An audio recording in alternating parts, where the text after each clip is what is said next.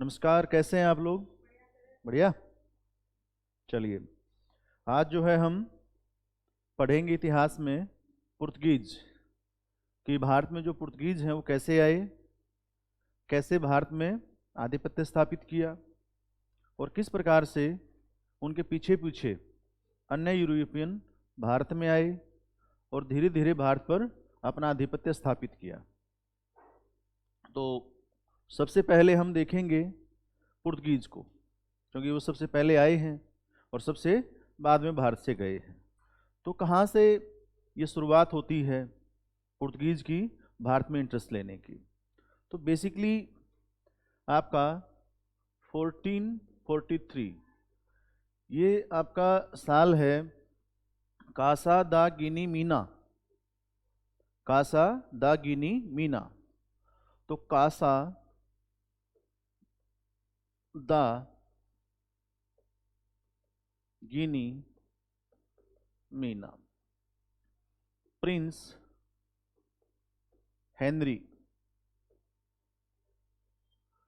ये क्या करते हैं, इस संस्था की स्थापना करते हैं, ये आरंभ हो जाता है। जब ये संस्था आरंभ होती है तो इनका टारगेट क्या है? जैसे कि इनके नाम से भी एक चीज जुड़ी हुई है, नेविगेटर। प्रिंस हेनरी को नेविगेटर भी कहा जाता है। इनके साथ ही लगा दिया जाता है title Prince Henry the navigator.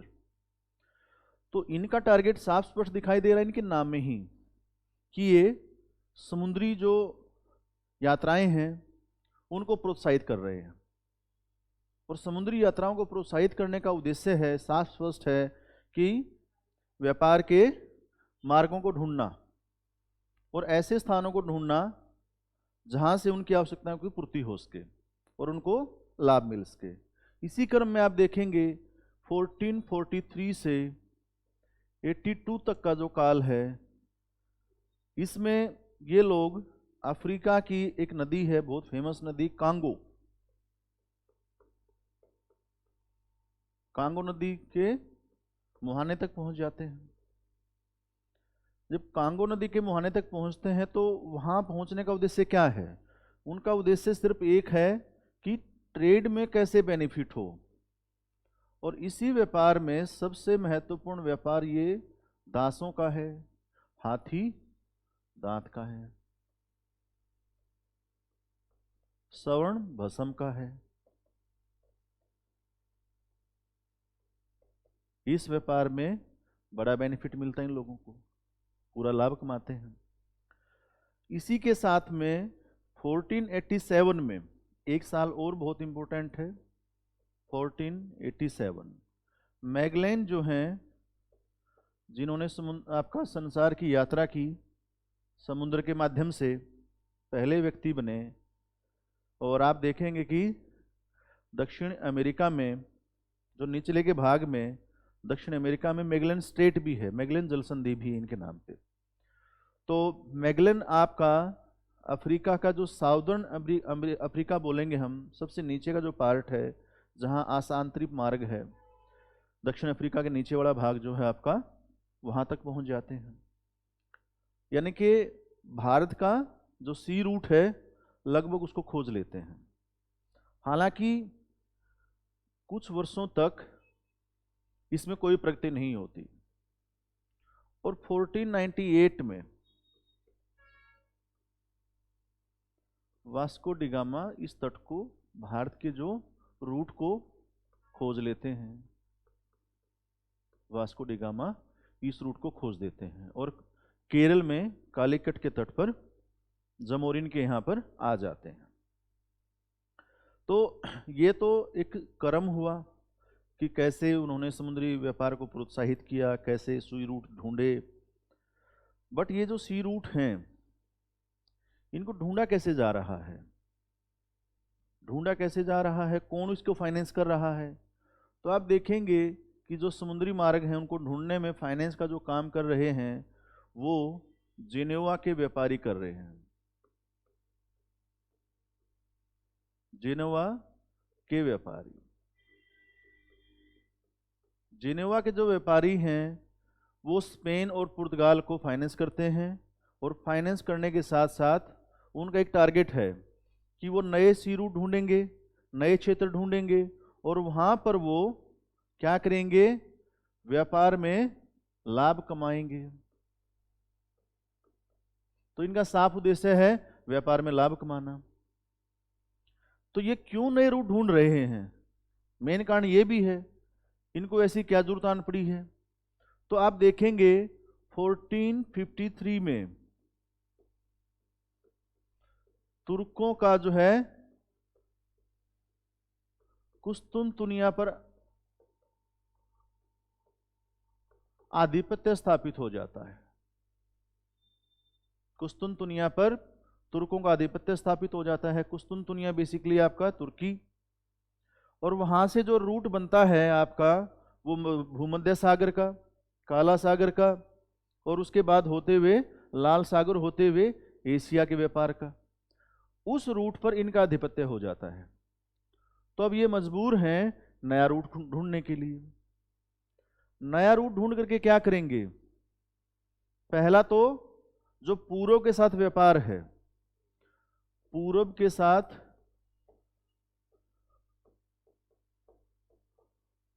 व्यापार को बढ़ाएंगे, पहला काम। पूर्व के साथ व्यापार के साथ साथ, यानी कि एक उद्देश्य वाणिज्य है तो दूसरा उद्देश्य धर्म भी है।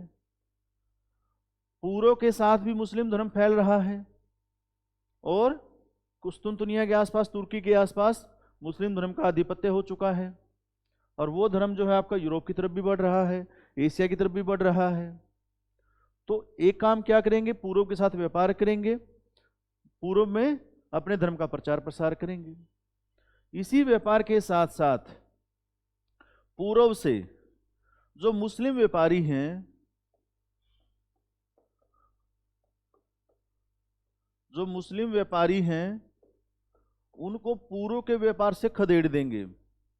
अगर पूर्व के व्यापार से मुस्लिम व्यापारी खदेड़े गए तो एक बड़ा जो आर्थिक मदद जाती है, बड़ी आर्थिक मदद जाती है मुस्लिम आक्रांताओं को व्यापारियों की तरफ से, तो उसमें कमी आ जाएगी। और अगर धन की कमी आई, रेवेन्यू की कमी आई, तो मुस्लिमों की जो सेना है वो उतनी ही कम होती चली जाएगी। और धीरे धीरे जो ईसाई धर्म है वो फ्लोरिश करेगा, और ईसाइयों की जो सेना है वो बड़ी होगी क्योंकि उसको वो ज़्यादा सपोर्ट करेंगे। और धीरे धीरे ईसाइयों की जो सेना है मुस्लिम आक्रांताओं को अपने क्षेत्र में धर्म का प्रचार प्रसार करने की खुली छूट नहीं देगी। तो एक उद्देश्य ये भी है साफ स्पष्ट। तो ये बेसिकली उद्देश्य लेकर के आते हैं भारत में कि भाई ऐसा काम हम करेंगे। अब इसको जो सपोर्ट कर रहा है, इन्हीं चीजों को जो सपोर्ट कर रहा है वो आपका पुनर्जागरण भी है। पुनर्जागरण कैसे सपोर्ट कर रहा है? पुनर्जागरण के कारण नई नई खोजों का आविष्कार होता है। तो पहला काम है नए आविष्कार। नए आविष्कार हो रहे हैं। नए आविष्कार जो हो रहे हैं इसमें एक चीज आप ध्यान रखिएगा, इसमें समुद्री मार्गों की खोज भी शामिल है कि नए आविष्कार हो रहे हैं, जैसे कुतुबनुमा यानी कि कंपास। कंपास के साथ साथ जो नौकाएं हैं उनमें तकनीक आपका और अच्छी होती चली जा रही है। दूसरा, पुनर्जागरण के कारण यूरोपीय समाज समृद्ध होता जा रहा है।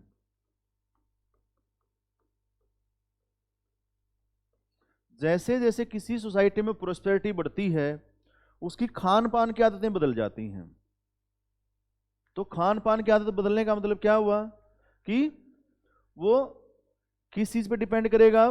पहले जो जैसा मिल जाता था काम चल जाता था, बट अब कुछ अच्छा चाहिए, अब कुछ टेस्टी चाहिए।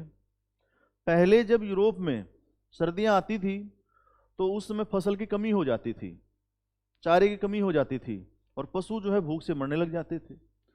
तो उन पशुओं को वो खा लेते थे नमक डाल डाल करके, उसको कुछ समय तक प्रिजर्व भी कर लेते थे, वो सुरक्षित भी रखे रहते थे कई दिनों तक, बट उसमें वो टेस्ट नहीं था।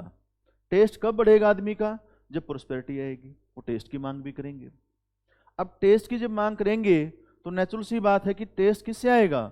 मसालों से। और मसाले किस तरफ हैं? पूरब में। तो पूरब के मसालों की खोज के लिए आपका पुनर्जागरण यूरोपीय समाज को प्रोत्साहित कर रहा है। समाज में मसालों की मांग है, मसाले कम, तो व्यापारी क्या करेंगे? समुद्री व्यापार को बढ़ावा देने की कोशिश करेंगे, नए नए मार्ग खोजने की कोशिश करेंगे, और जहां मसाले हैं वहां से मसाले सस्ते दाम पर खरीद करके जहां डिमांड ज्यादा है वहां ऊंचे दामों पर बेचेंगे। हालांकि इससे पहले आप देखेंगे वेनिस के व्यापारी भी व्यापार कर रहे हैं, बट वेनिस के व्यापारी तुर्की व्यापारियों के साथ भी मिले हुए हैं, मुस्लिम व्यापारियों के साथ मिले हुए हैं। और मैंने अभी भी बताया कि यूरोपीय जो समृद्धि है, यूरोपीय जो सोसाइटी है, या वहाँ का जो पोप है, वहाँ के जो बड़े बड़े व्यापारी हैं खास करके जेनेवा के, वो नहीं चाहते कि मुस्लिम धर्म जो है उस तरफ बढ़े और उनकी मोनोपोली मसालों पर बनी रहे, इसलिए उसको तोड़ने की कोशिश करते हैं। नेचुरल सी बात है कि वो वेनिस के व्यापारियों के खिलाफ भी हैं, और वेनिस के व्यापारी तो वहीं के थे, तो वेनिस के व्यापारियों को भी वो समाप्त करना चाहते हैं। कौन? जेनेवा के व्यापारी। इसलिए आप देखेंगे कि समुद्री यात्राओं को सारा फाइनेंस यही लोग कर रहे हैं मैक्सिमम। इसी में एक एग्जांपल मैं आपको दे देता हूं।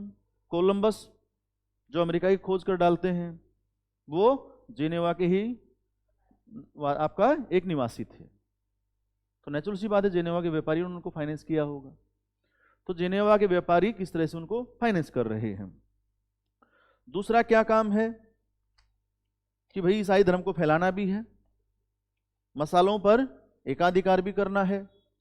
तो आपको स्पष्ट तौर पर नजर आ रहा है यूरोपीय समाज की समृद्धि किस तरह से उनकी जो समुद्री यात्राएं हैं मसालों की खोज को प्रोत्साहित कर रही हैं। समझ में आ गया?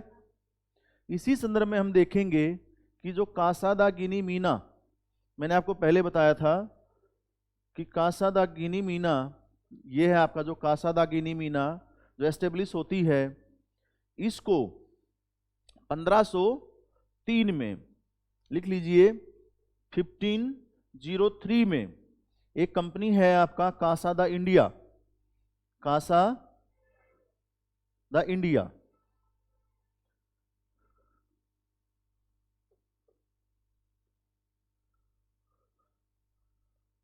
कासा दा इंडिया जो 1500 में एस्टेब्लिश होती है, 1503 में कासा दा गिनी मीना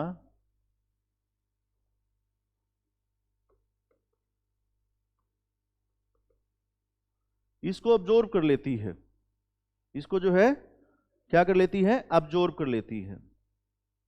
तो कासा दा इंडिया जो है आपका किंग मैनुअल की कंपनी है। अगर आपसे पूछा जाए कि ये किसने एस्टेब्लिश की थी, तो किंग मैनुअल प्रथम,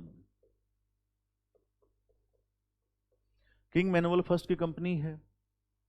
और इसी के बाद आप देखेंगे कि 1505 में आपका एस्तादो दा इंडिया कब एस्टेब्लिश होती है? 1505 से भारत की जब पूरी तरह से उसको छोड़ देते हैं, गोवा की आज़ादी तक ये बनी रहती है। समझ में आ गया? अब जब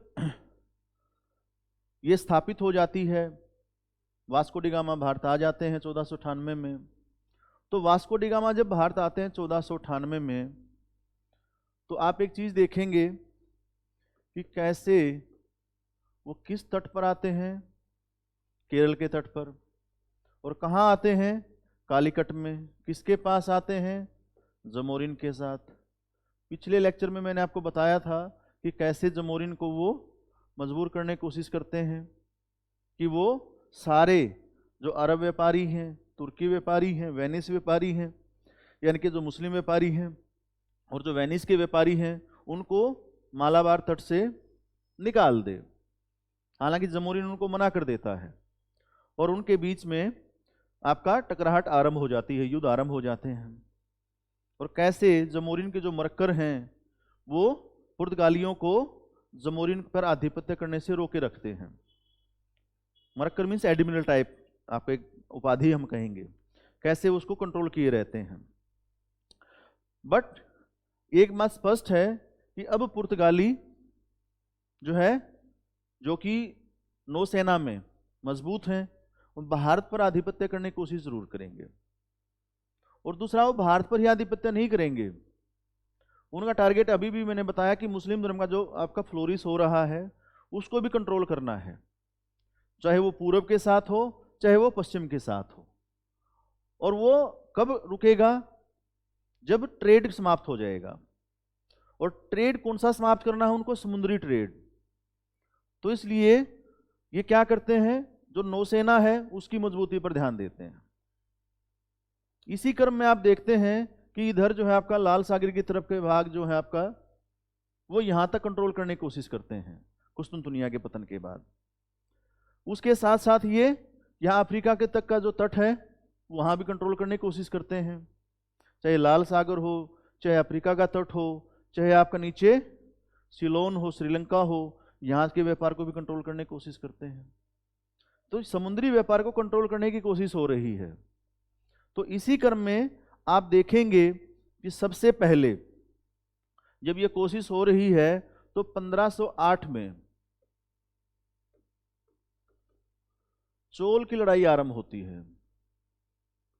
चोल की लड़ाई, चोल कहाँ है? चोल यहाँ है आपका महाराष्ट्र में, मुंबई के निकट इस भाग में। ये रायगढ़ जिला है, यहाँ पे रायगढ़ जिले में चोल एक छोटा सा स्थान है, तटीय स्थान। तो चोल की लड़ाई लड़ी जाती है। चोल की लड़ाई में अगर आप देखेंगे कि कौन कौन शामिल हैं, तो चोल की लड़ाई में साफ स्पष्ट है कि आपका जो इजिप्ट है, क्योंकि लाल सागर के पास इधर इजिप्ट है, मिस्र, एक तो इजिप्ट के शामिल हैं। तो आप ये कहेंगे लाल सागर पर आधिपत्य जो करने की कोशिश हो रही है उस आधिपत्य को तोड़ने के लिए इजिप्ट आया है। दूसरा, यहां से जमोरिन है, तो जमोरिन भी शामिल हैं, क्योंकि समुद्री व्यापार को आधिपत्य तोड़ने की कोशिश कर रहे हैं पुर्तगाली, और यहां पर उनका युद्ध चल रहा है। तीसरे आपका गुजरात के शासक हैं, तो गुजरात भी शामिल है। चौथा, आप देखेंगे इसी समय जो बीजापुर है ये भी शामिल है, अहमदनगर है वो भी शामिल है। तो आप देखेंगे कि कई लोग शामिल हैं, बीजापुर के शासक भी शामिल हैं। और चोल की लड़ाई में ये सब मिलके, इजिप्ट, जमोरिन, गुजरात और बीजापुर के शासक मिलकर के आपको क्या करते हैं, चोल की लड़ाई में पुर्तगीज को परास्त कर देते हैं। तो चोल का युद्ध निर्णायक था, परंतु अभी तक पुर्तगीज पूरी तरह समाप्त नहीं हुए। हालांकि अल्मेडा का बेटा मारा गया, जो पुर्तगीज वायसराय हैं भारत में, अल्मेडा का बेटा मारा गया, परंतु अल्मेडा 1509 में दीव की लड़ाई में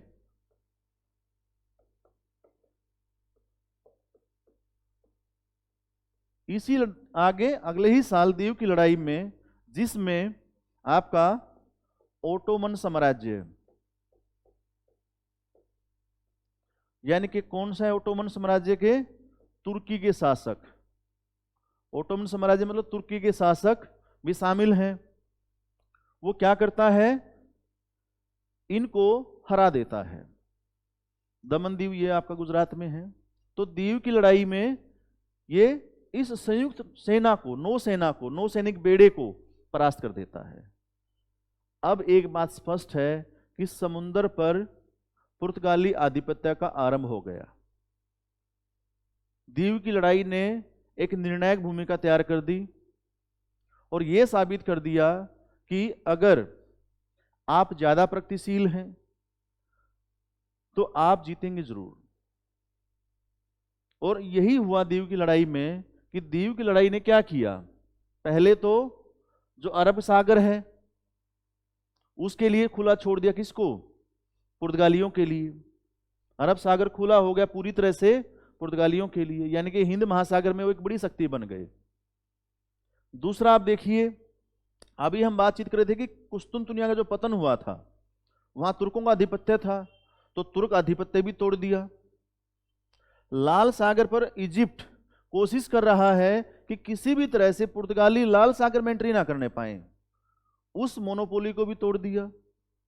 जमोरिन जो कि यहाँ मसालों का एक बड़ा केंद्र है, केरल, उस आधिपत्य को भी तोड़ लिया। हालांकि जमोरिन को पूरी तरह आधिपत्य में नहीं ले पाए, तो उस आधिपत्य को भी तोड़ दिया।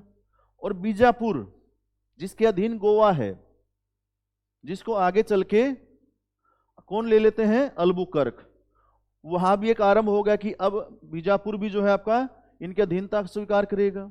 और गुजरात जहां से बहुत सारा जो है आपका सूती वस्त्र वगैरह और आपका तटीय क्षेत्र मिल गया, उसका आधिपत्य भी तोड़ दिया। तो आप देखिए कि लगभग दक्षिण की शक्तियां और अरब सागर हिंद महासागर की जो शक्तियां हैं उनका आधिपत्य तोड़ दिया।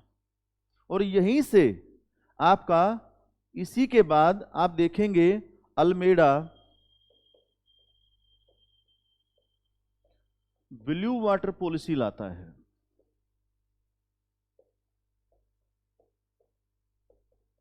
इसी के बाद यानी कि समुद्र में जो आधिपत्य अभी हमारा आरंभ हुआ है, उस आधिपत्य को कैसे स्थायी किया जाए समुद्र के अंदर, और कैसे अपने जो उद्देश्य हैं जिनकी पूर्ति के लिए पुर्तगाल यहां आया है, चाहे वो व्यापार हो, चाहे धर्म का फैलाव हो, चाहे मुस्लिम व्यापारियों को यहां से बाहर निकालना हो, उसको कैसे पूरा किया जाए। तो इस पॉलिसी का ये एक छुपा हुआ उद्देश्य था। तो आपने देखा कि ब्लू वाटर पॉलिसी द्वारा कैसे वो अपने उद्देश्यों की पूर्ति के लिए प्रयासरत हो जाता है। अब समुद्र के अंदर तो आधिपत्य है, इसमें कोई इशू नहीं है, बट कोई भी व्यक्ति समुद्र पर आधिपत्य कर ले, इसी आधार पर स्थल के जो शासक हैं उसके साथ व्यापार नहीं करेंगे। जो स्थल के शासक है उनके साथ व्यापार करने के लिए उनसे मेलजोल भी बढ़ाना पड़ेगा, और आपको हर हाल में स्थल पर आना पड़ेगा। यह बात अल्मेडा नहीं समझ पाया, इसलिए हम अल्मेडा को पुर्तगीज साम्राज्य का वास्तविक संस्थापक नहीं कहते। यही बात आपका कौन समझ जाते हैं, अल्बुकर्क। अल्बुकर्क ये बात समझ लेते हैं, और अल्बुकर्क का उद्देश्य साफ स्पष्ट है। वो क्या करता है, समस्त प्राच्य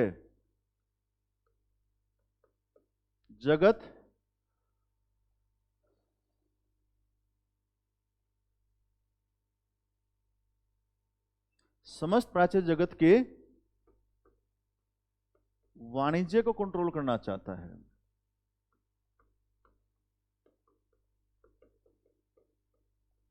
समस्त प्राच्य जगत के वाणिज्य पर यानी कि व्यापार पर नियंत्रण स्थापित करना चाहता है।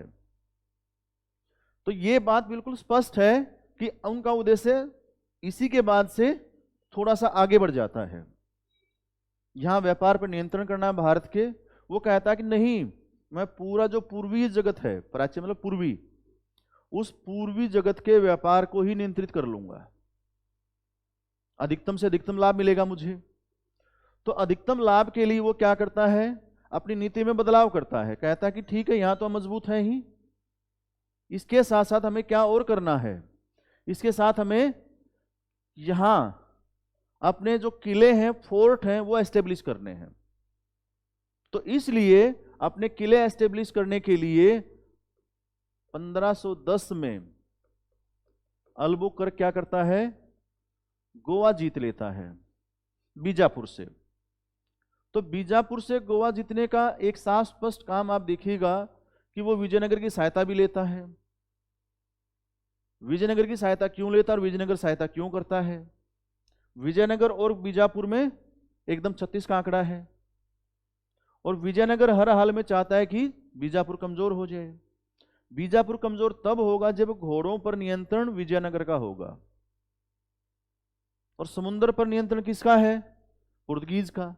घोड़े कहां से आपके आते हैं व्यापार होकर के? आपका जो समुद्री क्षेत्र उससे आते हैं होते हुए, और समुद्री व्यापार पर नियंत्रण पुर्तगीज का है।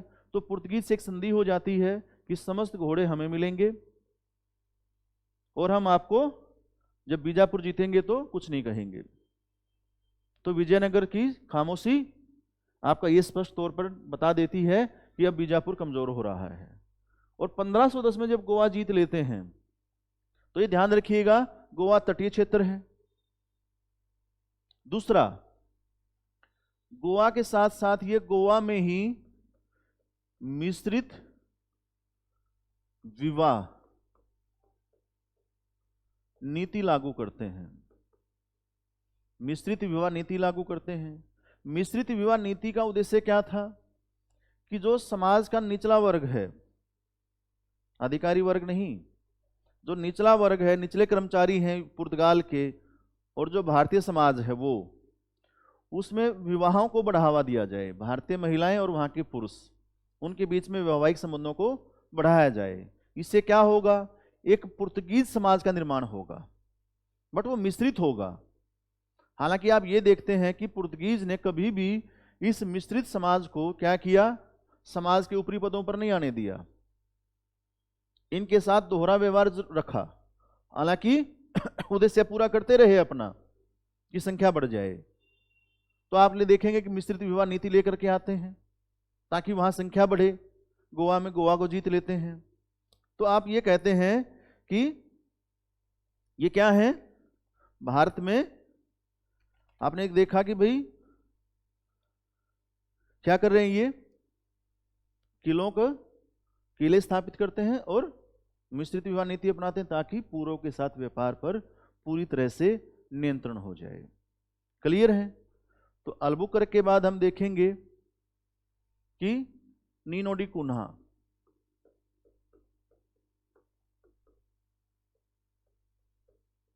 नीनो डी कुन्हा जो है बेसिकली क्या काम करते हैं कि जो सरकारी कार्यालय है, सरकारी कार्यालय पहले कहाँ है?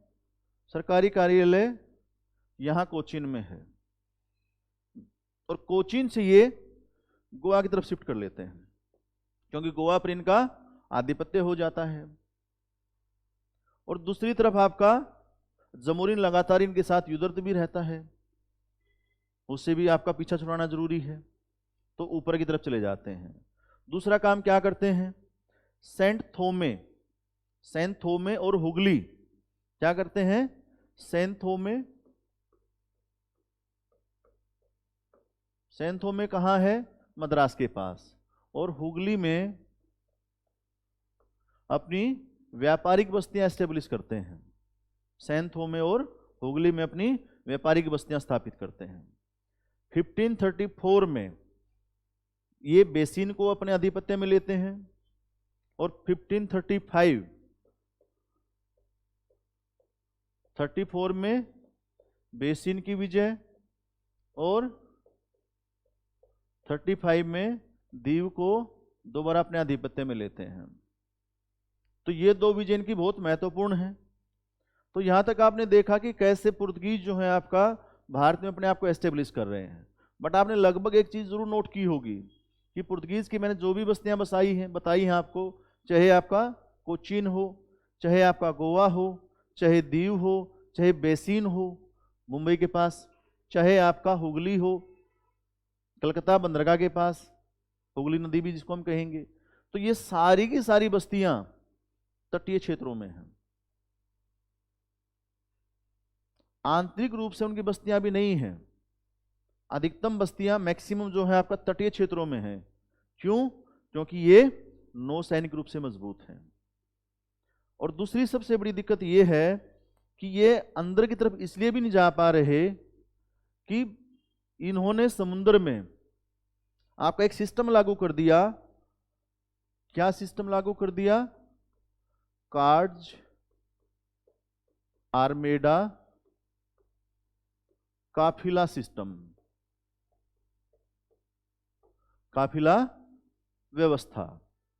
इसके कारण जो था, जो व्यापारी थे उनको जबरदस्ती इस व्यवस्था के तहत लाया जाता था और व्यापार पर अपने अधिकार को सुरक्षित किया जाता था। किसके व्यापार के? जो पुर्तगीज व्यापार है उस पर आधिपत्य स्थापित किया जाता था। तो इसलिए जो है इस व्यवस्था का भारतीय व्यापारियों द्वारा पूरा विरोध किया गया। हालांकि वो समुद्र में इतने मजबूत नहीं है, इसलिए वो अनचाहे मन से इसको स्वीकार कर लेते हैं, परंतु स्थल पर पुर्तगीज भी इतने मजबूत नहीं है कि उन भारतीय व्यापारियों का सामना कर पाए। इसलिए वो भारतीय व्यापारी राजाओं की सहायता लेकर के, प्रशासन की सहायता लेकर के, सेना की सहायता लेकर के इनको कभी भी आंतरिक क्षेत्रों में प्रवेश नहीं करने देते। अब हम नेक्स्ट क्लास में देखेंगे कि ये कार्ड सिस्टम क्या है, आर्मेडा क्या है, काफिला क्या है, और कैसे इस व्यवस्था ने आपका पुर्तगीज को समुद्र में और मजबूत किया, और कैसे इसी व्यवस्था ने पुर्तगीज को समुद्र में कमजोर भी किया और तट पर भी कमजोर किया, और कैसे एक रास्ता मिला आने वाली यूरोपीय शक्तियों को, और उसमें है आपका मुख्य रूप से डच, जिन्होंने लगभग इनको समुद्री व्यापार से और स्थलीय व्यापार से बाहर करने में सहायता प्रदान की। ठीक है, तो आपका बहुत बहुत धन्यवाद। नेक्स्ट क्लास में हम इस व्यवस्था को देखेंगे। पढ़ते रहिएगा, बहुत जरूरी है। थैंक यू, नमस्कार।